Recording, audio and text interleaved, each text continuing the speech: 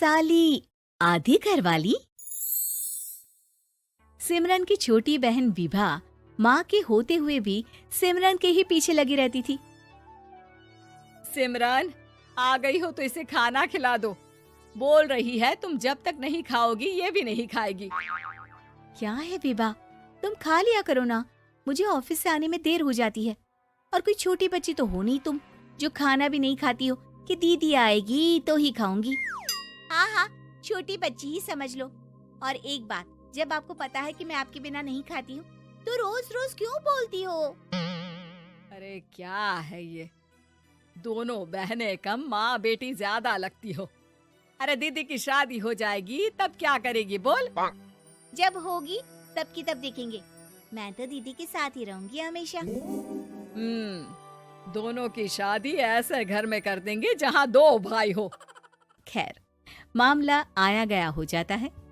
एक दिन सिमरन के पापा जब घर आते हैं, तुम लोगों के लिए अच्छी खबर है। वर्मा जी है ना मेरे दोस्त, उन्होंने सिमरन बेटी के लिए रिश्ता बताया है। बहुत अच्छा लड़का है, सिमरन को भी पसंद कर लिया है और कल वो लोग आ रहे हैं सिमरन को देखने अपने घर। सिद्धांत अपने माता पिता के साथ सिमरन को देखने आता है। उसे सिमरन अच्छी लगती है और शादी तय हो जाती है। सिद्धांत की माँ कहती है, अब तो हम लोग ले जाएंगे जल्द ही अपनी सिमरन को यहाँ से। अरे हाँ हाँ, क्यों नहीं, आपकी ही है अब तो हमारी बेटी। दूर खड़ी विभा सब सुन रही होती है। अब तो दीदी की शादी हो जाएगी, फिर तो वो चली जाएंगी। दीदी के बिना मैं कैसे रहूंगी? कुछ न कुछ तो करना ही होगा जिससे दीदी की शादी ही ना हो। सभी के जाने के बाद क्या शादी के बाद दीदी हम लोगों के साथ नहीं रहेंगी? अरे नहीं तो फिर क्यों रहेगी, शादी हो जाएगी तो अपने घर चली जाएगी ना। तो मैं भी जाऊंगी उनके साथ, मेरा भी सामान पैक कर देना। अरे कैसे बात कर रही हो विभा, दीदी के ससुराल छोटी बहन नहीं जाती। हाँ, कभी कभी जाकर मिलाना और रोज फोन पर भी बात कर लेना, ठीक है? नहीं पापा, आप तो जानते हैं मैं दीदी के बिना खाना भी नहीं खाती, ना ही मुझे उनके बिना नींद आती है। सिमरन बहन की बात सुनकर इमोशनल हो जाती है। अगले दिन से विभा खाना खाना छोड़ देती है। लोगों के लाख समझाने के बाद भी विभा ना खाती है ना ही सोती है। अंत में हार मानकर सिमरन सिद्धांत से मिलती है। सिद्धांत, मेरे मम्मी पापा ने बचपन से ही विभा और मुझे साथ रखा। वो मुझसे बहुत जुड़ी है। मुझे उसकी टेंशन रहेगी शादी के बाद, क्योंकि वो मेरे बिना नहीं रह सकती है। अरे ये तो छोटी सी बात है, वो हम लोगों के साथ हमारे घर में रह सकती है। जब उसकी अकल आ जाएगी या वो समझ जाएगी कि तुम्हारा घर वो नहीं बल्कि ये है, तो हम उसे घर छोड़ आएंगे, ठीक है? सिमरन खुश हो जाती है क्योंकि वो यही चाहती थी। वो माँ पिता से बात कर लेती है। अरे कैसी बात कर रही हो सिमरन, भला बेटी के ससुराल में हम छोटी बहन को कैसे भेज दे? जमाना क्या कहेगा? अरे तू पागल हो गया है, मना कर दे। इस शादी में इन लोगों का तो ये चलता ही रहेगा। कभी बहन यहाँ आ रही है, कभी वो बहन के पास जा रही है। अरे शादी हो रही है, कोई मजाक थोड़ी ना हो रहा है ना बाबा ना। माँ कैसी बात कर रही हो? सिमरन से मैं जुड़ाव महसूस कर रहा हूँ और इतनी सी बात के लिए इतनी अच्छी लड़की को कैसे छोड़ सकता हूँ? सिद्धांत की भी जिद होती है कि वो सिर्फ सिमरन से ही शादी करेगा, और होता भी वैसा ही है। सिद्धांत और सिमरन की शादी हो जाती है और दहेज में आ जाती है विभा। शादी के बाद बुआ सास कहती है, अरे माँ ना, साली आधी घर वाली होती है, लेकिन ये क्या, तुम तो उसे घर ही ले आए। तभी चाची कहती है, सिद्धांत को तो हम लोगों ने सीधा समझा था, लेकिन सबसे तेज तो यही निकला। अरे देखो कैसे दहेज तो नहीं लिया, लेकिन साली पर कब्जा कर लिया। सिद्धांत ने इस और तो सोचा ही नहीं था, लोग उन लोगों के बारे में ऐसी भी बात करेंगे। वो वहाँ से चला जाता है और चुपचाप अपने कमरे में लेट जाता है। क्या हुआ सिद्धांत, तुम अचानक से परेशान हो गए, कोई बात है क्या?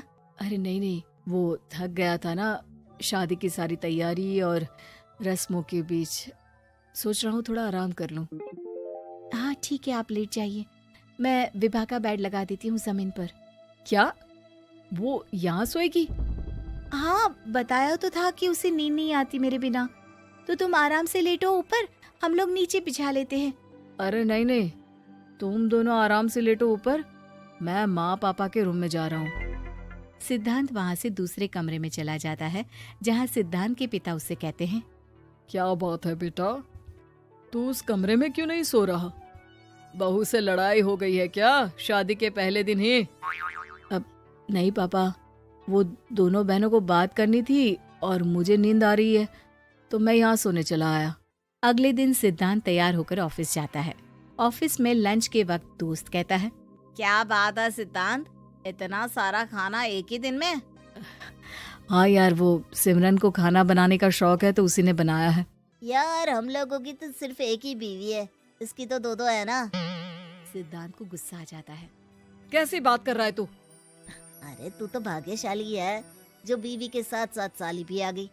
अरे साली लोगों की तो आधी घरवाली होती है, तुझे तो पूरी की पूरी मिल गई। सिद्धांत का पारा अब 7वें आसमान में पहुंच जाता है। वो खड़ा होकर उस लड़के से लड़ने लगता है। हाँ, मेरी शादी में मेरी बीवी के साथ मेरी साली भी आई है, ये सच है, लेकिन सिर्फ कुछ समय के लिए, क्योंकि उसने सिमरन को बचपन से ही माँ की तरह देखा और यूं अचानक वो सिमरन से अलग नहीं रह सकती थी। इसलिए सोचो, अगर मेरी बीवी उसके लिए माँ का स्थान रखती है तो मेरा दर्जा क्या हुआ? तभी वहाँ बॉस आ जाता है।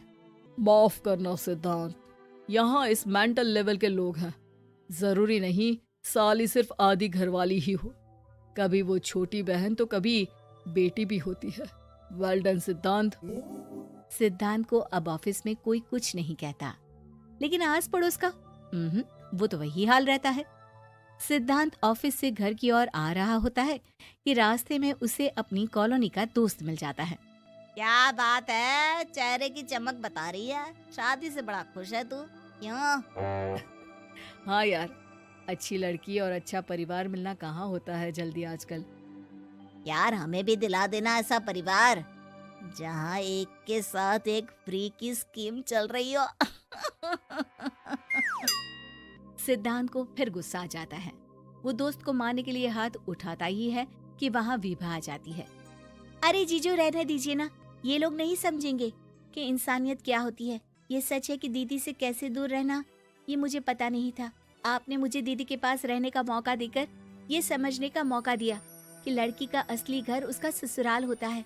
मैं समझ चुकी हूँ, मैं जा रही हूँ जीजू, लेकिन मैं खुश हूँ कि आपने मुझे अपनी छोटी बहन समझा। सभी उन लोगों को देखकर ताली बजाने लगते हैं।